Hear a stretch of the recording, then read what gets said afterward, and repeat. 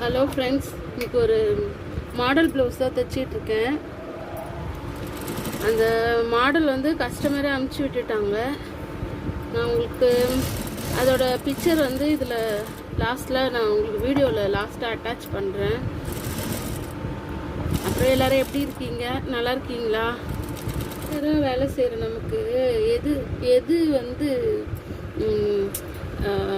ரொம்ப சந்தோஷமான இதுவாக இருக்கும் அப்படின்னா, சந்தோஷமான காரியமாக இருக்கும்னா, நம்ம ப்ளவுஸ் தைச்சி கொடுக்குறோம்ல, அவங்க வந்து சூப்பராக இருக்குது, ரொம்ப ஃபிட்டிங் நல்லாயிருக்கு, உங்களுக்கு தைச்சி கொடுக்குற மாடல்லாம் நல்லாயிருக்கு அப்படிலாம் சொல்லும்போது நமக்கு வந்து ரொம்ப ரொம்ப ஹாப்பி ஆகிடுது. நேற்று கூட அந்த மாதிரி தான் ஒரு கஸ்டமர் சொன்னாங்க. அது எனக்கு ரொம்ப கேட்கும்போதே ரொம்ப சந்தோஷமாக இருந்துச்சு. நமக்கு எது அவார்டு மாதிரின்னா, நம்ம தைச்சி கொடுக்குற ப்ளவுஸு டிசைனு அதெல்லாம் அவங்களுக்கு பிடிச்சிருக்குன்னு சொல்கிறாங்களே, ரொம்ப பிடிச்சிருக்கு அப்படிலாம் சொல்கிறது தான் டெய்லராக இருக்குது நமக்கு வந்து அவார்டே. அதுக்கு மேலே என்னங்க வேணும்? நம்ம நார்மலாக நம்ம தைக்கிற வேலை மற்றவங்களுக்கு பிடிச்சிருக்கு, அவங்களுக்கு ரொம்ப அதுக்கு நம்ம பண்ணுற ஒர்க்கு அவங்களுக்கு ரொம்ப பிடிச்சிருக்கு அப்படின்னு சொல்லும்போது நமக்கு அது எவ்வளோ ஒரு சந்தோஷமாக இருக்குது. அந்த மாதிரி தான் நேற்று எனக்கு இருந்துச்சு. என் கஸ்டமர் ஒருத்தங்க ரொம்ப நல்லா இருந்துச்சு. அவங்களோட பொண்ணுக்கு வந்து ஒரு ப்ளவுஸ் வந்து நார்மலாக ஒரு ப்ளவுஸ் எடுத்து அதில் நானாக ஓனாக ஒரு டிசைன் பண்ணி கொடுத்தேன். அது அவங்களுக்கு அவ்வளோ பிடிச்சிருந்தது. அவங்க வந்து பாராட்டுறது நமக்கே ஒரு ஷையாக இருக்குது, அந்த அளவுக்கு அவங்க பாராட்டுறாங்க. அதனால அது நேற்று உங்கள் கூட ஷேர் பண்ணிக்கணும்னு நினச்சேன். அந்த மாதிரி தான் இப்போ நம்ம இந்த வேலையை நம்ம பிடிச்சி செய்யும்போது கன்ஃபார்மாக வந்து நம்ம அதில் வந்து நல்ல ஒரு அவுட்புட்டை தான் நம்ம கண்டிப்பாக கொடுப்போம். அதனால தான் நம்ம பிடிச்சி செய்கிறதுனால தான் இருக்குது. ஒரு சில டைமில் நமக்கு ரொம்ப ஏண்டா இந்த வேலைக்கு வந்தோம், வேறு எதுனா வேலைக்கு போயிருந்தால் கூட அந்த டைமோடு முடிஞ்சு போயிடுமே அப்படின்ற மாதிரி நமக்கு தோணும். ஆனால் ஒரு சில டைம்லலாம் வந்து இதில் ரொம்ப நல்ல ஒரு நமக்கு மன திருப்தி கிடைக்குதுங்க.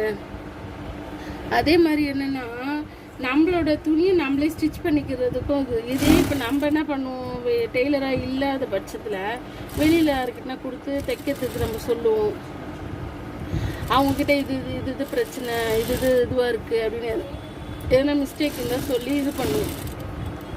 ஆனால் இப்போ நம்மளே டெய்லராக இருக்கிறதுனால இப்போ அந்த மாதிரியான பிரச்சனை ப்ராப்ளம்லாம் இல்லைல்ல. நம்ம வந்து வெளியில் வந்து பைசா கொடுத்து நம்ம தைக்க வேண்டிய அவசியம் இல்லை. அது அப்புறம் இப்போ நம்ம பொம்பளை பிள்ளை வச்சுருக்கோம் அப்படின்னா அவங்களுக்கு தைச்சி கொடுக்கலாம். நம்மளோட இஷ்டமாக எந்த மாடல் ப்ளவுஸ் தைக்கிற மாதிரி இருந்தால் தைக்கலாம், ஃப்ராக் தைக்கலாம், நம்ம பசங்க கேட்குற ட்ரெஸ் நம்ம தைச்சி கொடுக்கலாம். அந்த மாதிரி தான் அது வந்து ரொம்ப மனசுக்கு. அதே மாதிரி நம்ம தைச்சி போட்டு போகும்போது கேட்பாங்கள்ல, இந்த ட்ரெஸ் சூப்பராக இருக்குது, அப்போ இந்த மாதிரி நான் தான் ஸ்டிச் பண்ணேன் அப்படி சொல்லும்போது அவங்க பாராட்டும் போது நமக்கு எவ்வளோ ஒரு சந்தோஷம். அப்போ அவங்க என்ன சொல்லுவாங்க, சூப்பராக இருக்குது, எனக்கும் இந்த மாதிரி தைச்சி கொடுங்க, எனக்கும் இதில் சாரியில் கன்வெர்ட் பண்ணி எனக்கு ஒரு ஃப்ராக் மாதிரி தைச்சி கொடுங்க அப்படின்லாம் சொல்லுவாங்க. அந்த மாதிரி இருக்கும்போது நமக்கு வந்து அதுவும் ஒரு இதுதான். நம்மளே தாங்க நம்ம விளம்பரம். நம்ம ட்ரெஸ்ஸு நம்ம மாடலாக தைச்சி போடும்போது அதை பார்க்குறவங்க, இப்போ நம்ம கல்யாணத்துக்கு கூட ஒரு ப்ளவுஸ் போட்டு போகிறோன்னு வச்சுக்கோங்களேன், அதை கொஞ்சம் நல்ல மாடல் டிசைனாக வச்சு நம்ம போட்டு போகிறோன்னா கேட்பாங்க, இது சூப்பராக இருக்குது, எனக்கும் இதுமாதிரி தைச்சி கொடுப்பா அப்படிலாம் சொல்லுவாங்க. நம்மளே அதுக்கு ஒரு விளம்பரம் மாதிரி தான் அந்த ட்ரெஸ் நம்ம இது பண்ணி போடுறதுக்கு. அந்த மாதிரி நான் கூட ஒரு ஃப்ராக் கூட தைச்சிருக்கேன். அது எங்கள் கஸ்டமர் கூட ஒருத்தவங்க சூப்பராக இருக்குது அப்படின்னு சொல்லிட்டு கமெண்ட் பண்ணியிருக்காங்க. சரி, கமெண்ட் பண்ணியிருக்காங்க சொல்கிறேன் பாருங்கள். அவங்க வந்து இந்த மாதிரி சூப்பராக இருக்குது அப்படின்னு சொல்லிட்டு சொல்லியிருக்காங்க. நான் அதே மாதிரி நீங்கள் கவனிச்சிருக்கீங்களா, இந்த டெய்லர் வேலை நம்ம மற்றவங்களுக்கு எவ்வளோ துணிலாம் தைச்சி கொடுப்போம். ஆனால் நமக்குன்னு நம்ம தைக்கணுன்னா முடியவே முடியாதுங்க. நிறைய டைமு நம்மளே நிறைய மாடல் தைச்சி போடணுன்னு நினைக்கிறோம்.